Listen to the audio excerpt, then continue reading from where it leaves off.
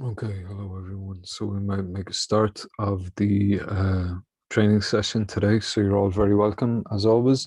And thanks very much for taking the time to come along to the session where we will be looking at using Zoom to check in with your students through learning analytics available inside in Zoom, and also just to use some of the reporting features within Zoom as well.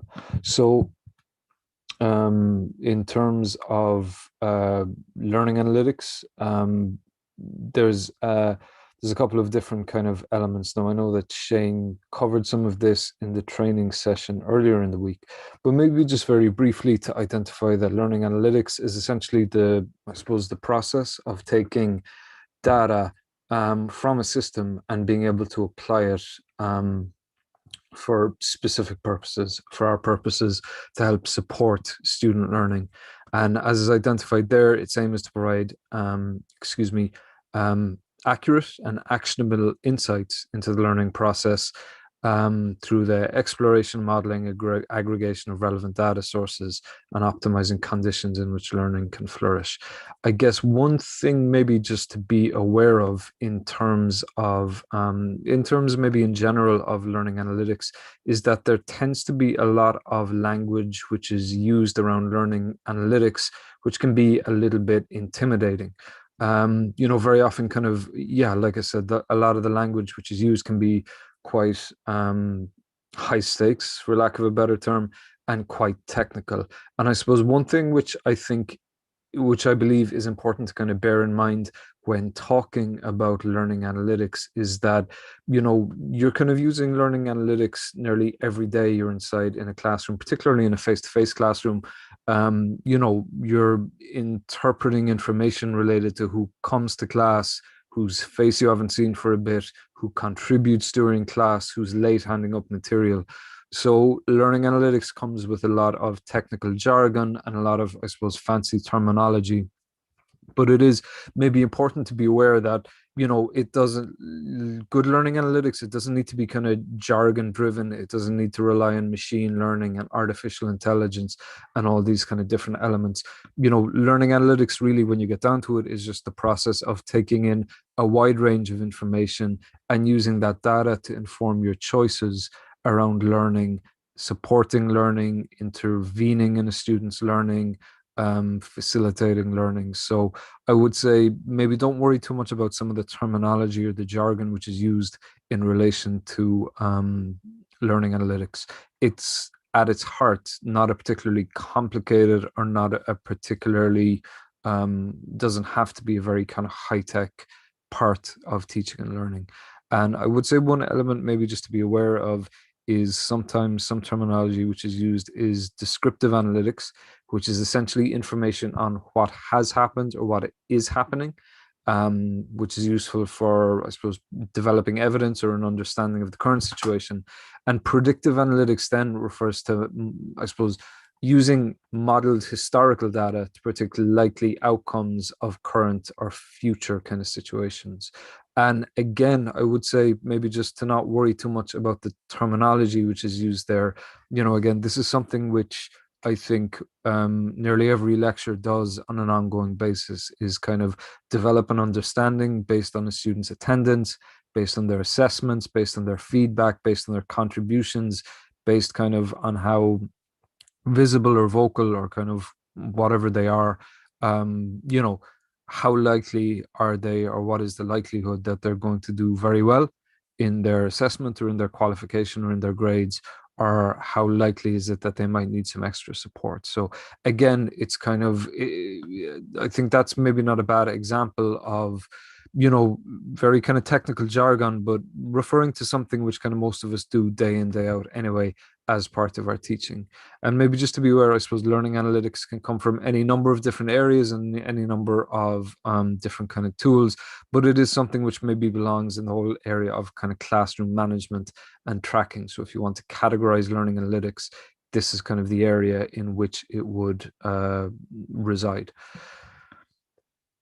couple, I know that Shane covered quite a few of these, but just maybe very briefly to refer to a number of different kind of analytics tools in Canvas, because I suppose the nature of good kind of learning analytics is you want to kind of draw on data from a range of different sources to make sure, you know, your decisions, your kind of choices are kind of evidence-based and effective. So one area, or I suppose the main area inside Canvas where one would draw upon learning analytics will be the new analytics tool.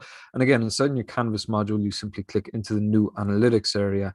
And inside there is a range. This initial screen, at least, provides a range of different kind of information in relation to course grades, weekly online student activities, and students. And you can specify a particular student just by clicking into the kind of drop down here and identifying a student whom you want to kind of investigate specifically. And you can kind of message that student if you want to. So for example, you can click on this to identify, if, for example, I bring up a particular set of students who maybe haven't kind of effectively kind of completed an assignment, or who haven't you know, provided me with feedback on something, you can then click on this to message those students specifically through Canvas. You can also click on that download CSV file, which will give you kind of a file which can be opened up in Excel, which provides all of this kind of information. And you can change kind of how the table presents itself here, although usually kind of the default version is fine. Another key feature in terms of new analytics then is the reports which are available. So again, in Canvas, if we go into new analytics and we click into the reports area over here on the right hand side, there's a couple of, I guess, pre-built kind of templated reports which you can immediately access. And one which is quite useful and which we might come back to is the class roster in terms of all of the different students who are in this module. But if you want to quickly identify who is not handed up assignments, who has handed up late, kind of a general overview of course activity, you can simply click on the run report button for each of these, and that will provide you with kind of the relevant information. And if you're not sure about what any of these means, you can simply click on the I next to them, and that will give you a breakdown of the, for instance, for course activity, daily user interactions, and course resources. So new analytics really is the kind of hub in terms of analytics in Canvas.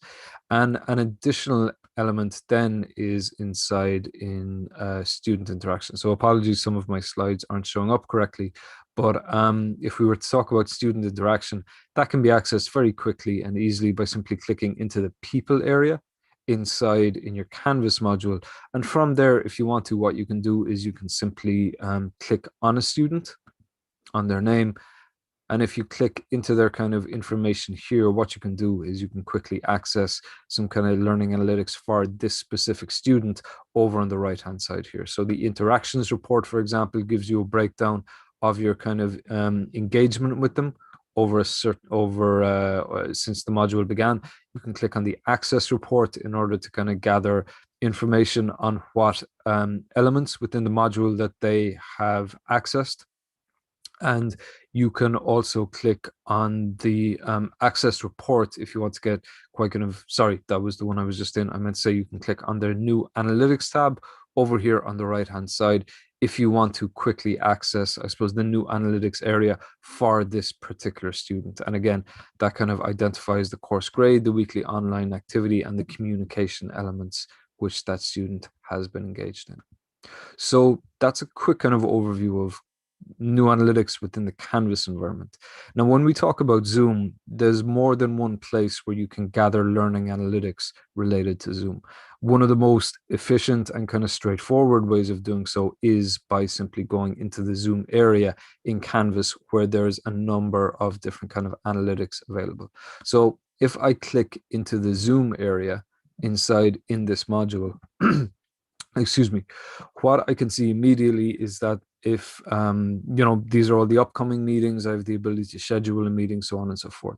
But if I click into the previous meetings area, what I can do inside here is, you'll notice for each of the kind of each of the meetings which have already kind of concluded, over on the right hand side here, there is the button for a report. And if I click into a report, I'm immediately brought to the screen where it presents to me the meeting report and the poll report. Now, the meeting report is very simply who joined your meeting, what time they joined, how long they stayed in the meeting, so on and so forth. The poll report then is if you have done, or if you kind of did a poll or any kind of polling activities during the Zoom meeting. What you can do is you can quickly identify who answered what, or which user selected which answer from that poll. And if I want to, obviously both of these are quite basic, but for each there is the option also to export as a CSV file, which is essentially an Excel file, a file which can be opened up in Microsoft Excel or similar spreadsheet software. So if I simply click on the export to CSV file here, what that will do is it will immediately download the information contained here as a CSV file, which I can then open in my own time. So in terms of kind of accessing, I think the most kind of useful or critical information related to learning analytics in Zoom, again, it's a very straightforward process. It can all be done from within Canvas. Simply click into the Zoom area, click into previous meetings, click on the report item for a specific meeting, and from there you can access the meeting report and the poll report, which really is the most useful information that you want to get at. Now, another critical feature just in terms of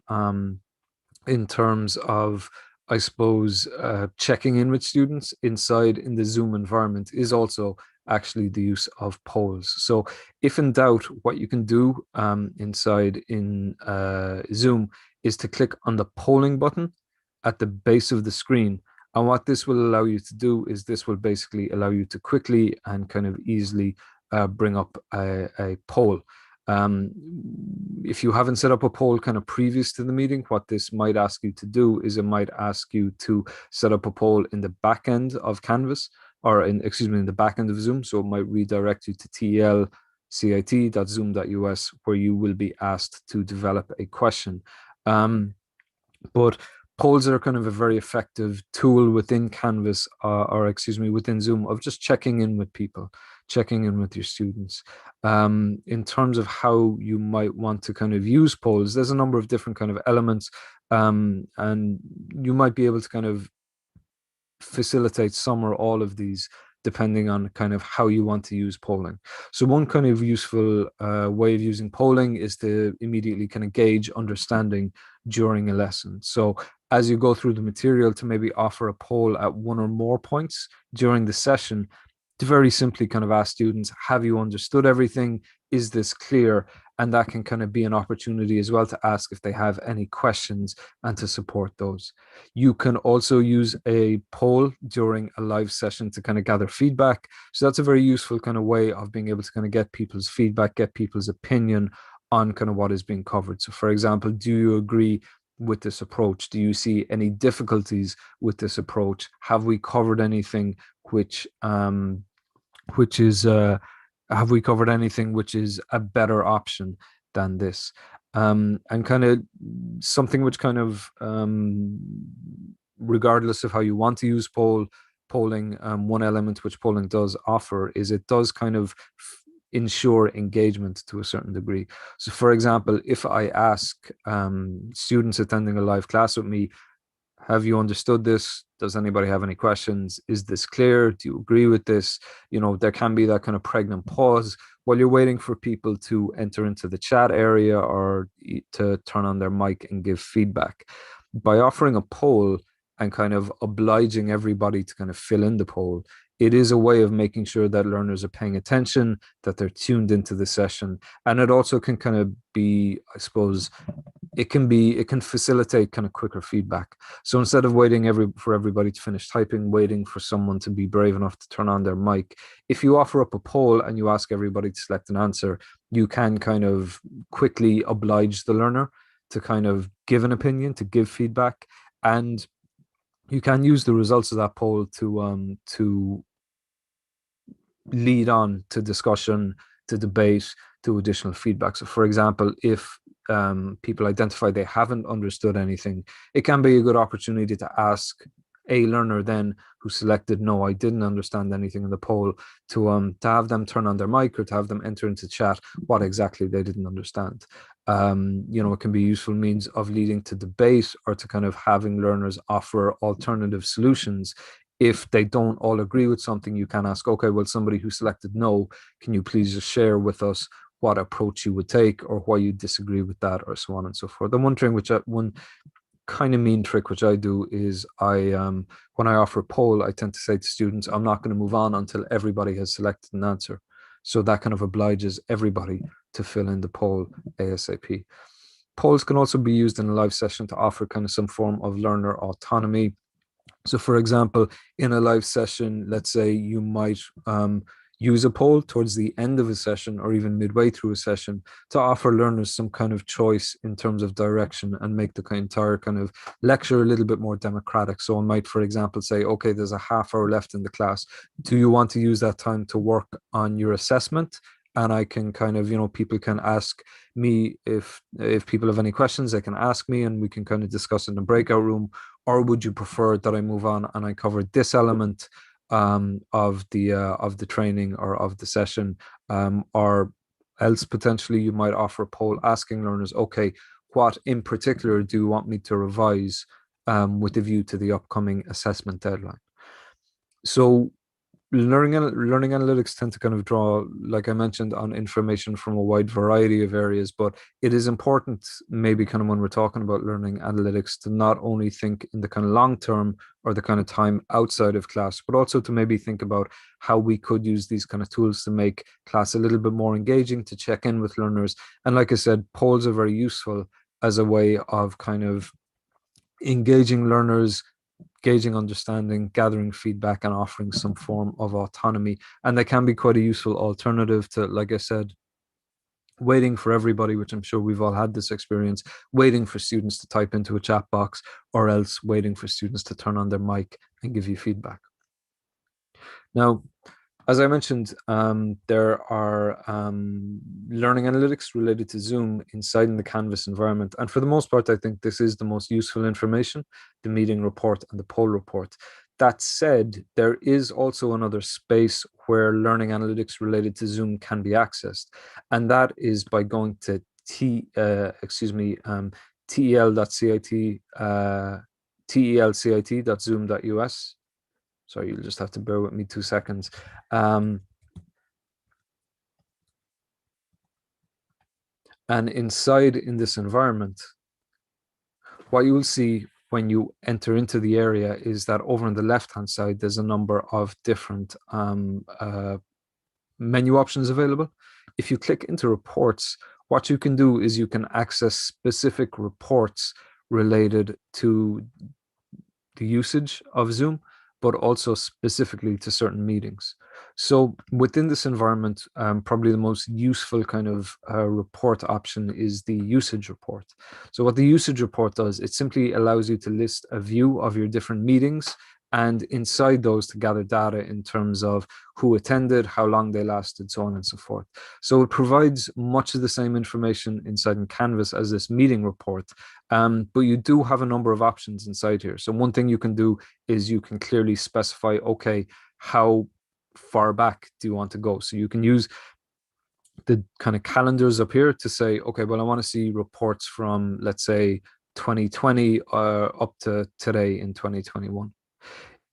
If you want to, you can click on the toggle column item here. And what this does is you'll notice I'm kind of presented with this kind of overlay of information here.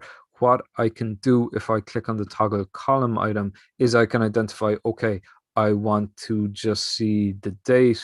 I don't need to see the duration. I don't need to see the source. I don't need to see the user email. I don't need to see the department, so on and so forth. And you can just basically use the columns here to kind of give yourself quite a clear overview of the kind of information that you were looking for. So for example, I may not need to see the creation, the start, and the end. I might just want to see the duration and the number of participants who attended. And you can export this as a CSV file again if you wish, and this will provide you with a file which you can open up in Excel for your own kind of purposes. Another useful feature here is that if you can see the participants for particular meetings provides a link. So if, for example, for this session, I click on the number of participants, what this does is it provides me with an overview of the different kind of participants who joined the session, the time they joined, when they left, how long they were in the session, whether they were a guest or not.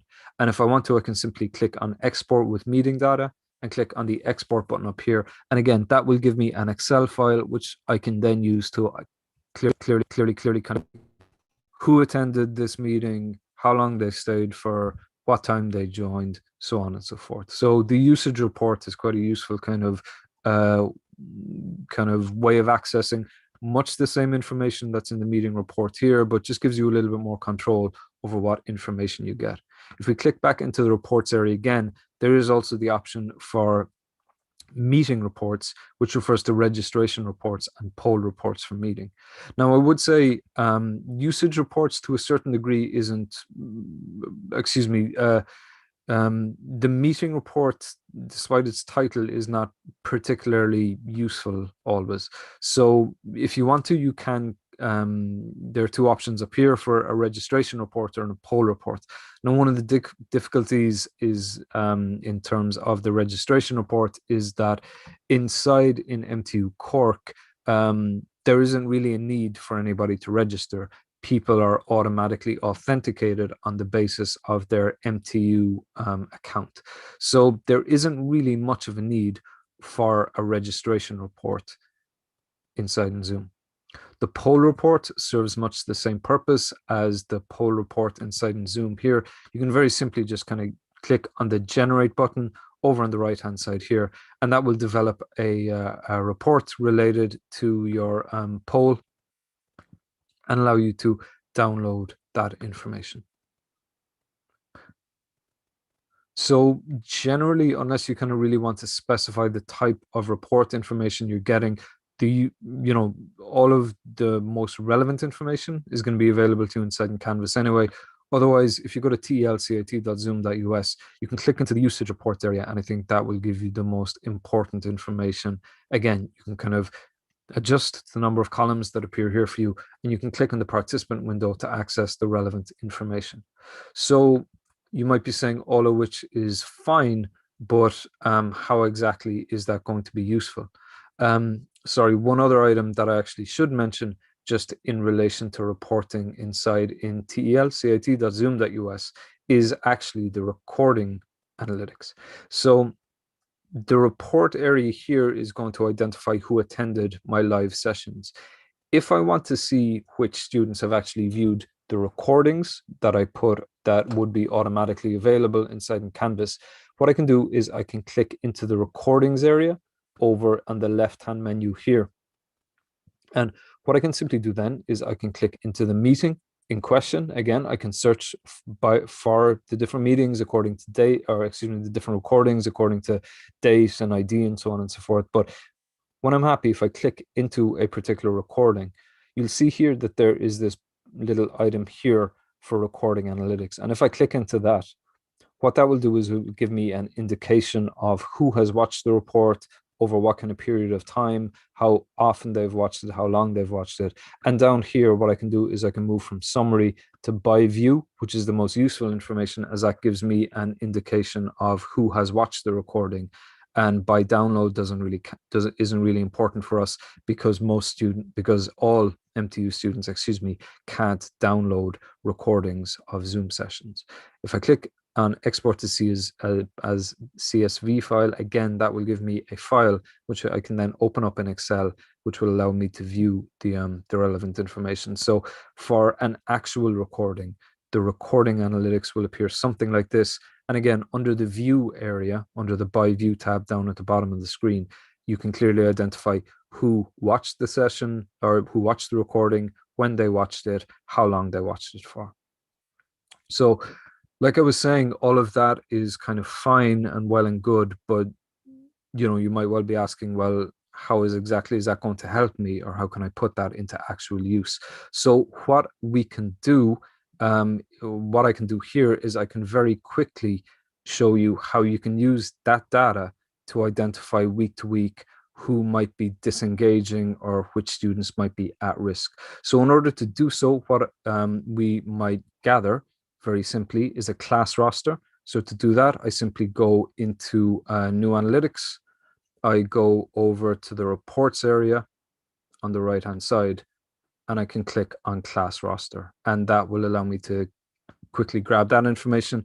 I can grab a meeting report from Canvas, and again, the easiest way to do that is probably to go into Zoom, to go into previous meetings, to access the report, and to export that meeting report as a CSV file. And the final thing is maybe just a recording report as well. And to get the recording report, again, we simply go into tlcit.zoom.us, into recordings, click into a particular recording, and enter the recording analytics area. And down here by view, I'm going to export that as a CSV file. Now, what I can quickly do in a matter of minutes is put all of that information together in Excel in kind of a useful way to me. So if you just bear with me 2 minutes while I share my Excel screen.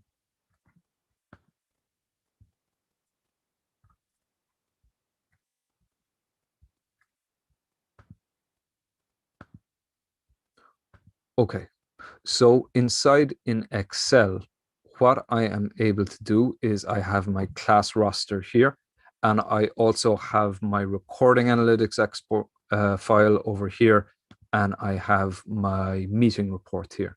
So what I'm quickly going to do inside an Excel is under the email column for my meeting report. So this is the report for the live kind of session. I'm going to select the email column, and what I'm simply going to do is I'm going to go into data, and I'm going to very quickly click on the button here to remove duplicates. And the reason I'm going to do that is very simply because you might be able to see there some students maybe join for a minute, but then they kind of their connection drops, or they might be in the waiting room for a minute or two. So there might be duplicates of kind of students in here. By removing the duplicates, I'm going to get a very clear idea of how many students, or which students I should say, joined this particular meeting. And in the recording area, I'm going to do the same thing again. I'm going to simply select the email column. I'm going to go into data, and I'm going to remove any duplicates there as well for the same reason. Maybe someone watches it over the course of 2.5 hours, or they watch it for a minute or two, but then they click off. So by removing the duplicates under email, basically what I have here is I have the list of students who attended the live session. And I'm just going to go into my class roster and paste that in. And I also have from this file the list of students who watched the recording. And I'm also going to paste that into this file. Now, what I can do here is, for instance, if this relates to the week 3 lecture that I gave, I can put week 3 up the top here. And what I can do in the class roster is I can highlight the email column. I can highlight the column that I've put together here. And what I can do is I can click on the option under conditional formatting to highlight particular cells. And if I select duplicate values, what I can do is I can change this to unique. And when I press OK, what that basically is doing is it is highlighting to me, which students have not attended the live session, which students did not watch the recording from this particular week. So over time, what I might be able to do is I can identify, okay, this is week 3. Excuse me, this is week 4. This is week 5, so on and so forth. And over time through this approach, I'm able to quickly keep track of which students are not coming to the live sessions, which students are not watching the recordings. And that will give me a very clear indication of which students are becoming disengaged, and which and who might need some kind of additional support, some kind of additional messaging, some kind of checking in with. So all of that can be done in kind of 2 or 3 minutes. If I keep this if I spend that 3 or 4 minutes week to week, just quickly accessing the recording analytics and kind of grabbing names from there, and the live class report and just grabbing names from there, what I can quickly do week to week, again, just within a 3 or 4 minute stretch, is identify who's coming to the live sessions and who's watching the recordings. And therefore, through conditional formatting, which again, I just highlight the 2 columns which are relevant to me, select conditional formatting, and I'm going to select duplicate values. And if I change that to duplicate or unique, again, it'll just kind of identify to me which students are not coming to the live session, are not coming to the recording. So in that way, it becomes very kind of, that is kind of, because I'm a simple kind of soul, that's a very simple way of kind of putting this information together. I'm sure it's a difficulty with working in somewhere like MTU. There are always people who have a lot more knowledge than you do. I'm sure there's much more elegant solutions that are available out there, but that is something which I do myself. And as I mentioned, requires nothing more than some very basic knowledge of Excel and just 3 or 4 minutes to grab the different kind of reports week to week and to just compare those then to the class roster as a way of identifying who's showing up, who isn't showing up. So